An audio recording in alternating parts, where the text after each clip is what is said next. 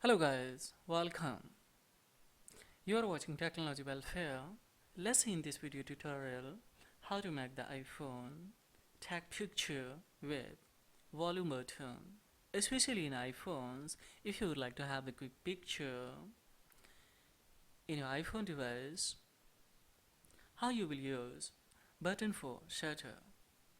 Let's see here.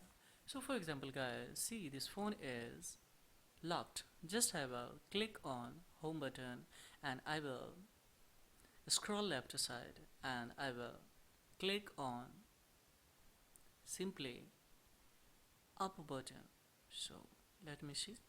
Now see guys, if I would like to have, of course just simply we have to click on up button, up especially volume up button. So now this is way simply here guys you can have, for example here, for your more illustration I would like to show you here. Of course I would like to have the feedback in a comment box how to like this video tutorial. If it's acknowledge you, then please don't forget like and subscribe to my channels, and please leave the comment as a feedbacks, because this is the thing that will inspire me to make more and more video for education purpose guys. So thank you very much, have a great time.